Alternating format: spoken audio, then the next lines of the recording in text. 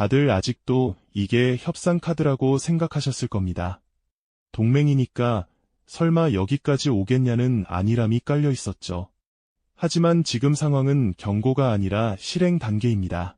관세는 숫자가 아니라 압박이고 이번엔 산업의 숨통을 겨냥했습니다. 이 흐름을 놓치면 한국 경제의 방향 자체가 바뀔 수 있습니다. 이제 왜 이런 일이 벌어졌는지, 그리고 누가 진짜 위험에 처해 있는지 이야기를 해보겠습니다. 작년 여름 한미 관세 협상이 타결됐을 때 분위기는 나쁘지 않았습니다. 상호 관세의 15%, 자동차도 15%로 정리됐고 정부는 성과라고 말했죠.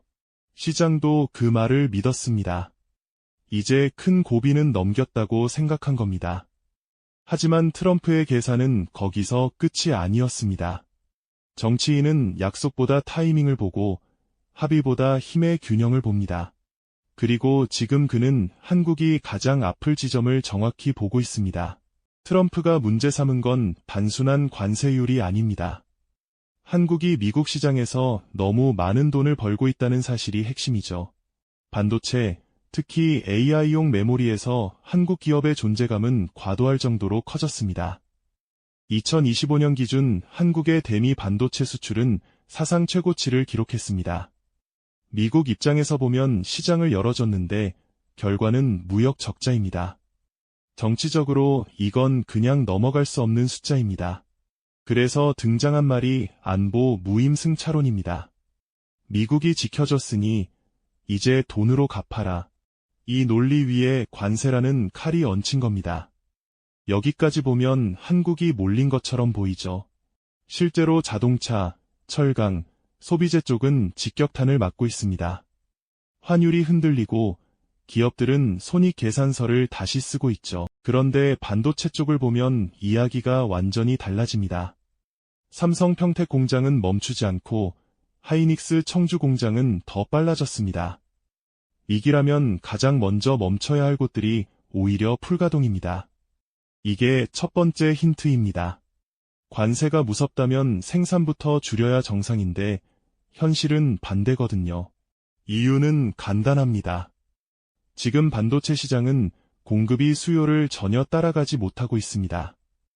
특히 AI용 고대역폭 메모리는 선택지가 거의 없습니다. 미국 빅테크들은 이미 돌아올 수 없는 강을 건넜습니다. AI 경쟁에서 밀리면 기업 가치가 무너지고 주가가 붕괴됩니다. 그래서 가격보다 중요한 건 물량입니다. 엔비디아, 마이크로소프트, 구글, 아마존 모두 같은 상황입니다. 칩이 없으면 서비스가 멈추고 서비스가 멈추면 시장이 날아갑니다. 이 구조에서 관세는 비용일 뿐 선택의 문제가 아닙니다. 지금 이 시장에서 한국 기업들은 을처럼 보이지만 실제로는 아닙니다. 대체재가 없기 때문입니다. HBM을 지금 당장 안정적으로 공급할 수 있는 곳은 손에 꼽힙니다. 이 상황에서 관세 25%가 붙으면 어떻게 될까요? 삼성이 가격을 올리면 끝입니다. 어차피 줄 서 있는 고객들이 사갈 수밖에 없거든요. 이건 방어가 아니라 역전입니다. 관세를 핑계로 그동안 못 올렸던 가격을 정당하게 올릴 수 있는 구조죠. 정치 리스크가 산업에겐 가격 결정권으로 바뀌는 순간입니다. 여기서 중요한 건 트럼프가 이 구조를 완전히 이해하지 못하고 있다는 점입니다. 정치는 표를 보지만 산업은 물리적 한계를 봅니다. 반도체는 말로 만들 수 있는 물건이 아닙니다. 그리고 이 물리적 한계는 전력 문제로 더 커지고 있습니다. AI 데이터 센터는 상상을 초월하는 전기를 먹습니다. 서버 한 대가 소형 주거 단지 수준의 전력을 소모합니다. 미국은 지금 공장을 지을 땅은 있지만 전기를 공급할 여유가 없습니다. 전력망 증설은 수년이 걸리고 허가만 해도 몇 년입니다. 이건 돈으로 해결되는 문제가 아닙니다. 그래서 미국 내부에서도 균열이 생기고 있습니다. AI를 키우겠다는 정책과 현실의 전력 인프라가 충돌하고 있죠. 그 사이에서 반도체 공급은 더 귀해지고 있습니다. 이 흐름 속에서 관세는 산업을 누르는 도구가 아니라 오히려 병목을 더 심하게 만드는 장치가 됩니다. 결국 비용은 미국 기업과 소비자가 떠안게 됩니다. 트럼프는 한국을 압박한다고 생각하지만 실제로는 미국 기업들의 숨통을 먼저 조이고 있는 셈입니다. 이게 지금 벌어지고 있는 아이러니입니다. 물론 여기서 안심하면 안 됩니다. 이게 영원한 승리 구조는 아니기 때문입니다. 사이클은 언제든 꺾일 수 있고 정치는 더 거칠어질 수 있습니다. 특히 반도체 관세가 더 올라갈 가능성은 분명한 리스크입니다. 25%에서 멈춘다는 보장은 어디에도 없습니다. 정치 일정에 따라 숫자는 언제든 바뀔 수 있습니다. 또 하나의 위험은 과잉 투자입니다. 지금의 호황이 계속될 것이라는 착각은 가장 위험합니다. 과거에도 이 실수로 큰 대가를 치렀습니다. 그럼에도 불구하고 한 가지는 분명합니다. 지금의 위기는 한국 반도체 산업의 종말이 아닙니다. 오히려 구조적 힘이 어디에 있는지를 드러내는 순간입니다. 이 전쟁은 관세의 문제가 아니라 대체 불가능성의 문제입니다. 누가 없어지면 멈추는지를 묻는 싸움입니다. 그리고 지금 그 질문의 답은 분명히 한국을 향하고 있습니다.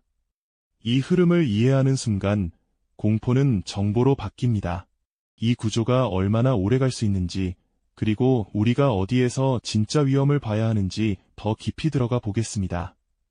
많은 사람들이 이렇게 묻습니다. 그럼 이 구조 언제까지 갈 수 있느냐는 거죠. 지금의 반도체 호황이 진짜 실력인지 아니면 일시적 착시인지 말입니다. 여기서 판단을 잘못하면 기회는 순식간에 리스크로 바뀝니다. 그래서 이제부터는 숫자와 구조를 조금 더 냉정하게 봐야 합니다. 앞에서 봤듯이 현재 반도체 시장의 핵심은 공급 부족입니다. 이건 단순히 공장이 적어서 생긴 문제가 아닙니다. 기술, 인력, 장비, 전력까지 모두 동시에 막혀있는 구조적 병목입니다. HBM 같은 고성능 메모리는 특히 그렇습니다. 공정을 조금만 바꿔도 수율이 무너지고 한 세대만 늦어져도 고객은 바로 다른 곳으로 이동하거든요. 이런 제품을 양산하려면 최소 수년의 축적이 필요합니다. 지금 미국이나 유럽이 갑자기 따라오겠다고 나서는 이유도 바로 이 시장의 돈 냄새를 맡았기 때문입니다. 하지만 문제는 시간입니다. 공장을 짓는 데만 3에서 5년, 공정을 안정화하는데 또 몇 년이 걸립니다. 그 사이 시장은 멈추지 않고 앞으로 나아가죠. 그래서 지금 이 국면에서 한국 기업들이 유리한 겁니다. 이미 라인을 돌리고 있고, 이미 고객과 장기 계약을 맺고 있고, 이미 다음 세대를 준비하고 있기 때문입니다. 특히 미국 빅테크들의 태도가 이걸 잘 보여줍니다. 예전에는 단가를 깎는 데 집중했지만 지금은 계약 기간을 늘리고 성금부터 넣고 있습니다. 이건 가격 협상이 아니라 생존 계약입니다. 여기서 중요한 변화가 하나 더 있습니다. 메모리가 단순 부품이 아니라 AI 성능을 좌우하는 핵심 요소가 됐다는 점입니다. 과거에는 CPU나 GPU가 중심이었죠. 지금은 메모리 대역폭이 병목을 결정합니다. 아무리 연산 칩이 빨라도 데이터를 못 불러오면 의미가 없습니다. 그래서 메모리는 점점 맞춤형으로 변하고 있습니다. 고객마다 요구 사양이 다르고 설계 단계부터 함께 들어가야 합니다. 이 구조에서는 대량 생산보다 신뢰와 경험이 훨씬 중요해집니다. 한번 문제가 터지면 AI 서비스 전체가 멈출 수 있기 때문이죠. 이게 바로 한국 기업들이 가진 또 하나의 무기입니다. 수십 년 동안 쌓아온 공정 안정성과 대응 속도입니다. 이건 돈으로 단기간에 따라올 수 있는 영역이 아닙니다. 하지만 여기서 방심하면 안 됩니다. 지금부터는 리스크 이야기를 해야 합니다. 진짜 위험은 눈에 잘 안 띄는 곳에 있습니다. 첫 번째는 정치 리스크입니다. 트럼프의 관세는 예측 불가능합니다. 25%가 50%가 되고 말 한마디로 정책이 뒤집히는 구조죠. 비합리적이기 때문에 더 위험합니다. 산업 논리가 아니라 정치 논리로 움직이기 때문입니다. 그래서 기업은 항상 최악의 시나리오를 준비해야 합니다. 두 번째는 국가별 차별 가능성입니다. 모든 나라에 같은 관세가 적용되는 것처럼 보이지만 실제로는 협상에 따라 달라질 수 있습니다. 미국은 항상 예외를 만들어 왔습니다. 자국의 공장을 짓는 기업, 전략적으로 필요한 국가에는 다른 기준을 적용합니다. 이 과정에서 한국이 불리한 위치에 설 가능성도 배제할 수 없습니다. 그래서 외교와 산업 전략이 동시에 움직여야 합니다. 기업 혼자서 해결할 수 있는 문제가 아닙니다. 세 번째는 과잉 투자입니다. 지금 가장 많이 나오는 말이 뭘까요? 지금 안 늘리면 뒤처진다입니다. 이 말이 항상 맞았을까요? 과거 메모리 사이클을 보면 늘 이 구간에서 과도한 증설이 나왔고 그 다음엔 가격 붕괴가 왔습니다. 사이클은 항상 반복됩니다. 다만 시점이 문제일 뿐입니다. 지금은 분명 상승 국면이지만 영원히 오르지는 않습니다. 특히 2027년 이후를 바라보면 미국과 유럽의 신규 공장들이 조금씩 가동을 시작할 가능성이 있습니다. 그때 공급이 늘어나면 지금의 협상력은 빠르게 약해질 수 있습니다. 그래서 지금 버는 돈이 더 중요합니다. 이 시기에 번 이익을 어디에 쓰느냐가 다음 승부를 가릅니다. 배당이 아니라 기술에 써야 합니다. 확장이 아니라 내실에 써야 합니다. 또 하나의 구조적 위험도 있습니다. 한국 경제 전체가 반도체에 너무 의존하고 있다는 점입니다. 반도체가 흔들리면 경제 전체가 같이 흔들립니다. 자동차, 조선, 화학이 동시에 버텨줘야 충격을 분산시킬 수 있는데 관세는 이 산업들을 동시에 때리고 있습니다. 그래서 반도체가 잘 나간다고 나라 전체가 안전하다고 생각하면 안 됩니다. 이건 기업 이야기이지 개인의 안전망은 아닙니다. 여기서 시선을 개인으로 돌려보겠습니다. 이 흐름이 우리에게 주는 메시지는 분명합니다. 대체 가능한 존재는 언제든 밀려난다는 겁니다. 기업도 그렇고 개인도 그렇습니다. 삼성이 버티는 이유는 없어지면 시장이 멈추기 때문입니다. 여러분은 어떻습니까? 지금 다니는 회사에서 혹은 이 산업에서 여러분이 빠지면 멈추는 일이 있습니까? 없다면 준비해야 합니다. 관세보다 무서운 건 구조 조정입니다. 정치는 몇 년에 한 번 바뀌지만 산업 구조는 한 번 바뀌면 되돌리기 어렵습니다. 투자자 입장에서도 마찬가지입니다. 뉴스 제목에 반응하지 말고 공급망과 계약 구조를 보셔야 합니다. 공포가 클수록 기회는 숨어 있습니다.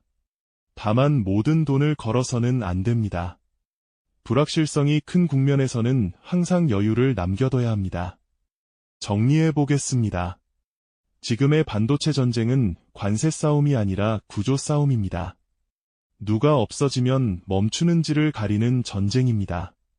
지금까지는 한국이 그 위치에 있습니다.